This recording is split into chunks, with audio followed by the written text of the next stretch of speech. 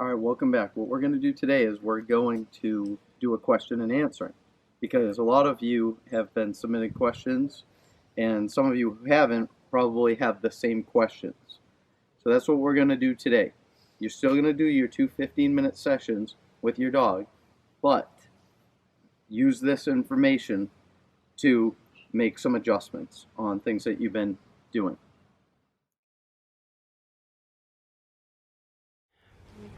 So some people had questions about how to refresh properly and also how to hold the leash as far as the grip goes for the leash. What I'm going to do here is just tack it right on my left seam about the height of your dog, alright? And you're going to remember that the slip collar will only refresh counterclockwise when it's put on correct for your left side. So if your dog's on your left side, the slip collar will only refresh counterclockwise. And in order to refresh the collar, you need to know how to handle the leash. So what you want to do is, you want to go ahead, go from your proper grip, which is your right thumb through the handle. You're at about chest height when you hold it straight up over your dog. And then you put that right over your right thumb. Close your fingers around all four pieces. You should end up like this. When you're walking around, you should have your hand at your center or your right hip. Alright, anywhere in between there is fine.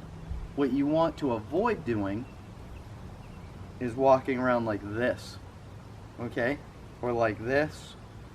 You want to keep your left hand off of the leash, unless if you really must use your left hand, use your left hand like this. You can hold the leash like a baseball bat grip. If I'm using two hands on the leash, I'll be walking around like this, and then when it comes time for a correction, I'll go to my baseball bat grip and then release, snap, release if it's for a tight leash, or if I have a loose leash and I'm walking around and my leash is loose and I want to use two hands, I'll go ahead and bring my hands together and then snap off a correction. Otherwise, I leave my left hand off of the leash, because if I put my left hand on the leash, even if I hold my right hand in the proper location, I'm still gonna shorten my leash up. So instead of being at chest height, now I'm gonna be down at hip height. This will really hinder a lot of you, and I bet that most of you are doing that, walking around something like this, okay? Free your left hand from the leash. It will give you the proper range of motion, just about chest height, where we want to be. It will also relax your body language, so your left side will stay loose. And when you go to refresh the leash, you go from your proper grip, like we were starting to talk about, you go from your proper grip to letting out all of your slack, flicking your slack under and away from your dog, and then catching it and reaching wide. So if your dog is right here, you're reaching outside of their body. So your left hand and yourself will be outside of the dog. The dog will be in between your left hand and yourself. And then you bring it up, or I'm a little bit low there, so I want to get to chest height, and then put the part of my left hand right over my right thumb. So one more time. Let out all of your slack, flick your slack under and away from your dog, reach wide, and then come up high. You're at chest height. Transition from your nice refresh to your proper grip, okay? And one other point to note, if my dog is about 2 feet out in front of me and I go to refresh the leash and collar with my left hand, look at this. This is going to cause me a lot of problems. I'm going to be walking around trying to catch up to my dog. What would serve me better? If my dog was 2 feet or 3 or even 6 feet out in front of me, if I let out all of my slack, I can flick my slack and reach all the way out in front of me. As if I let all of this out, as long as I can get the leash underneath the dog's chin and flip it away, I can refresh the collar from up to 6 feet. Alright, so keep that in mind. 5 feet for the leash and 2 for your arm. 6 feet. Okay? It really equals 7 feet, I know that, but I'm saying you leave yourself a foot to work with and the leash will stay completely loose. okay? Opposed to the dog 7 feet away from you and you go to refresh, it might be tight going around them. So I call it 6 feet. All right, thanks for the math lesson there. All right, for those of you that are working with a dog that is hyperactive, what you have is you have somebody that's a more fast mover. They want to go, go, go. So what you want to do to help your training go more smooth and more success is you want to go slow. And what that means is that you want to move around more slowly. You want to talk slowly. You want to praise and encourage at a lower level. So you want to think slow and low for a dog that has hyperactivity and then wants to go, go, go. By you going slow and low, slow with your movements, slow with your voice, low with your voice, good dog. That's a good dog. Very good. You want to talk like that. And what that does is it helps balance the dog to keep the dog more stable. You move slower, you do the opposite of what the dog wants to do. And if you do that, your dog's information processor will run much smoother through what you're teaching. If you have someone that is more submissive and a slower mover, those dogs, you need to motivate them a little bit more. You need to move a little faster with them. You need to be a lot more energetic. All right, so you have to think, how is your dog doing? Does your dog want to go fast? Go slow. If your dog wants to go slow, then go fast. A good thing to remember is do the rules of opposites. So what that is that if you're training, just like we're talking about with temperaments, submissive or hyperactive, you can also address this individually, rep by rep with your dog. So for example, if you're doing a heel command and your dog keeps wanting to go to the left, the dog keeps breaking out of the heel command going left, you want to go right. If your dog keeps going behind you, keeps fading back, and isn't keeping up with you, you want to go faster. If your dog always wants to go to the right, then go left. Go in the opposite direction that your dog is going. Move in a demeanor that is opposite what your dog would prefer. And by doing that, you'll get a lot more attention and your dog will follow you better. On top of the rules of opposites and how you move, if I move forward with a dog that lags behind, if I move forward and as I speed up, I correct forward too when the dog is making an error, then not only am I speeding up, saying go forward, but I'm also correcting going forward. So I'm sending multiple messages to the dog to speed up. Likewise, if your dog's going too fast and you correct backwards and you slow up as your dog's making the error, you correct backwards and slow up your momentum, your speed forward, your dog is going to receive that message a lot more clearly about what you want. All right? So remember the rules of opposites. That will help you with all of your training. All right? Because I'll bet too is that some of you, if your dog goes left, you go left too. And your dog is sitting there going, good job. We like that. Keep on following me. Let me drive for a little bit. All right? So you want to be careful about that. If your dog wants to go faster, you don't want to go faster. Or if your dog's walking too slow, you don't want to slow down with your dog. You want to do the rules of opposites.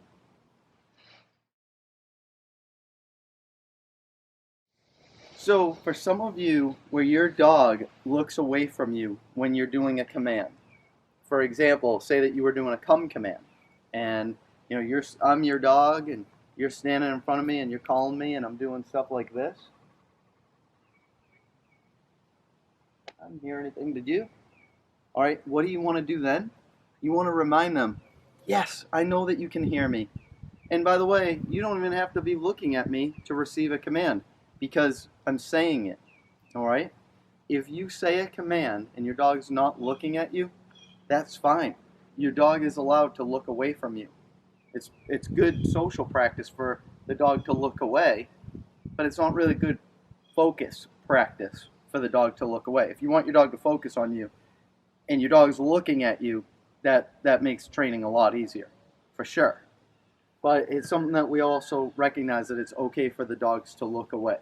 If your dog looks away from you, and it's something that your dog does all of the time, well, what you could do is you could say, hey, you know what? I've been telling you to come to me. I've been telling you to heel with me. All these commands, both verbally and physically, through body language, hand signals. Well, you know what, little buddy? Today we're going to do a little workout, and it's called non-verbal. So it will all be hand signals. And you do all of your commands are non-verbal. So if your dog is looking away from you, and you give that come hand signal, and your dog doesn't come to you, it's fair game then to then give a correction. Because in fact, you did tell the dog to come to you. The dog just wasn't looking at you. So do a workout with your dog where you go non-verbal, at least for a portion of the lesson, but maybe even the whole lesson, the whole 15 minutes. You can still praise, good dog, way to go, and you can still encourage. Here we are. Encouragement is praise's lesser version, right? So you can still use your voice to praise and encourage, but as far as giving the commands go, they're all hand signals. All right, and how about a little review on the hand signals? Let's do some review on the hand signals here. We want everyone to remember these are your hand signals. All right, so you have the heel. All right, and heel, it's right at your seam, palm facing forward. It's sharp. You have your down command, which is your forearm parallel to the ground. Down. You have your distance down command. Boom. Forearm. Again. Okay? So remember, on the come command, you have it where you're going to say your dog's name. Boomer. Come. All right? And it's sharp. You also have your sit hand signal. Boom. It's sharp and it stops right at your hip. Boom. Right there. All right? We have our place hand signal, where we point at our dog with our right hand, and then we point where we want them to go. Place, just like that. Boom. All right. Our stay hand signal, that's with our palm open, palm facing your dog. If your dog's in front of you, your palm's facing forward. If your dog's behind you, you're turning your back, your palm is going to be facing backwards. All right, so those are the hand signals that we've covered so far. So I want everybody to put tremendous stock into making sure you give clear hand signals. If you're doing these type of hand signals, let's say your sit command looks like this. Sit, right? Doesn't that look more like a down command? Or your heel command is something like this. Doesn't that look more like a sit? All right, or if your heel hand signal is this, that's not it either. So what we want to do is make sure that you understand when you give a hand signal, it should be clear and unmistakable. All right. Otherwise, what could you be doing is, maybe you're waving to a neighbor, hey, how's it going? And your dog lays down when he or she was supposed to be in a sit command. And then you turn over and you correct your dog.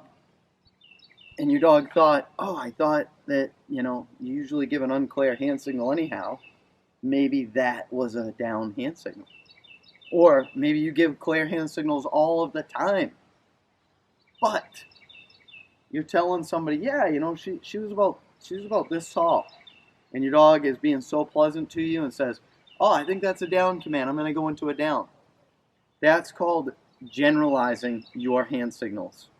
So you want to make sure you give clear hand signals to avoid your dog generalizing other body movements.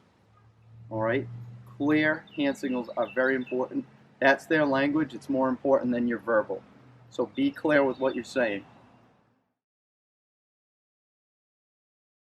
All right.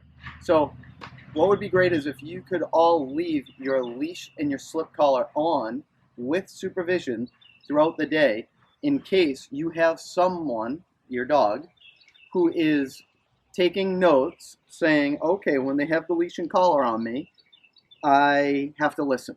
And they feel very passionate about training me, so I've got to make sure that I'm on my best behavior. All right, that's good notes, because that's true. But then they have that other page that says, by the way, if the leash and collar are not on me, I do not have to listen. Thank you very much. So what would be great is if you can take that second page of notes and just put that in the shredder, because what we want to do is we want the dogs to feel like they're always in training. All right, so what that would be is leave your leash and your slip collar on as much as you can while you're supervising them throughout the day. So if they do something like barking or jumping up or digging or anything that you guys don't want them to do, what can you do? You can correct them. You can walk over, you can pick up your leash and your slip collar, and then give a quick correction. And if you do that, you're going to cancel out that second page of notes that we were just talking about. Your dog will know that you're always paying attention to them and that they always have to listen. All right, for those of you who have been having a hard time with getting your dog into a sit position or the down position, what I want to do is clarify some good information. Let's say that I have my proper grip, everything's good. I've got my leash clicked on to my dog's height. Right now I'm simulating with my knee. I go ahead and I stop and I tell my dog to sit, and she doesn't. Well, what am I going to do now? If I'm still working on sit, this is if your dog's still learning. If your dog knows what sit means, then what would you do if your dog didn't sit? You would give a correction straight up, no sit. And it would be just that. Your leash would be loose. You would reach straight up over them, and you would tell them, no, sit. Notice too, no, when the leash goes tight. No, and then I repeat sit, okay? I don't want to be doing this. No, sit, because then I'm correcting my word that's being paired up with the physical correction. The verbal that's being paired up with the physical correction would be sit in that case. We don't want to do that. We always want it to be no when the leash goes tight. So if you're at home and you're saying sit, no, sit, that's something you want to adjust immediately, because the negative word is only supposed to be the no. All right? That's if your dog knows how to sit. If your dog doesn't know how to sit and you've been struggling with teaching them, then to clarify something is that what I would want to do is I'd want to get my dog in the proper location where I want him or her to sit, and then I would start to pull up gently on my leash. But I would also have my left hand on their back end, the base of their tail. The base of their tail. So basically, a little bit in between their hips and their tail. All right, that's where you want to be at. You don't want to be pushing down on their back, all right, or on their spine. You want to have your hand by the base of their tail. And when you do that, what you're doing is you're really pushing down with your pointing finger, the pad of your pointing finger, and then this area of your thumb. So it's not your whole hand, because you're going to be low. You're going to be by the base of their tail. So what happens is as I start to pull up on the leash and I'm pulling straight up, I'm also pushing down the same amount of pressure on their back end. And that what I do is I start to increase my pressure. And I increase it, and I increase, and I increase. Small increments, a quarter of a pound more, a quarter of a pound more, quarter of a pound more. I increase my pressure very slowly. I won't do this. I don't want to do that. I'm pushing them to the ground, and then I'm letting go of my pressure, and I'm pushing them, and I'm kind of like doing a piston effect. I don't want to do that. I want to increase my pressure gradually, slowly, slowly, slowly, a little bit more, a little bit more. It's getting heavier. the dog starts to go into the sit position, I let all of my pressure off at the location that they start to go. Okay? So if your hand is on, say that this is the base of my dog's back end, and I start to put pressure on it at this height. This would be a really tall dog, right? But for the sake of demonstration, I start to apply pressure gently, slowly, 1/4 pound. And then a couple seconds later, I apply another 1/4. A couple seconds later, I apply another 1/4. Now maybe I'm at a pound of pressure, or 2 pounds, or whatever I'm at. When my dog starts to lower, the dog's back end lowers, but notice that my hand has not moved. My hand stayed at the height it was at when my dog's back end started to drop into the sit position. So take your time with it, use your pressure appropriately, and then let up the pressure when it's no longer necessary. Do not keep your hand on their back end, and don't keep your leash and collar tight on their top end if they're going into the proper position. All right. Remember this too. What we're doing is we're teaching a bunch of commands, and the commands really are a vehicle to establish communication. All right, so we're going to use our commands forever, but really the ultimate purpose of using our commands is to develop self-control and discipline so that your dog understands leader-follower. Commands are not suggestions. They have clear rules, and the rules are administered in a clear way. We give praise, we give correction, we give motivation and encouragement, but we also have guidance.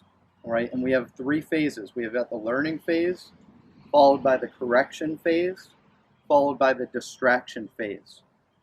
We are in the learning phase, but we're also along the correction phase too, because we've been giving corrections. All right, we haven't really done so much with the distraction phase. We've done a little bit, but we want to really get into the distraction phase to prove everything that we've been doing. So to make a distinction between when are we ever going to use our commands? Well, you're going to use them every day, indirectly or directly. And sometimes, like right now, we're doing 2 15-minute sessions, and our workload is about to increase. But even when we're not using our commands directly, we're using them because our dogs are developing self-control. So they're doing that throughout the day. When is it important for our dogs to loose leash walk versus the heel command? Like what's the difference? Why do we need 2 styles of walking our dog? I want you to take a moment to pause this video here for just a moment to think before I answer. I want you to have your own answer about what is the difference between loose leash walking and the heel command. What's the difference between the 2 of them? Like, why do we have 2 ways of walking? All right, so you go ahead, pause it for a moment, answer that question.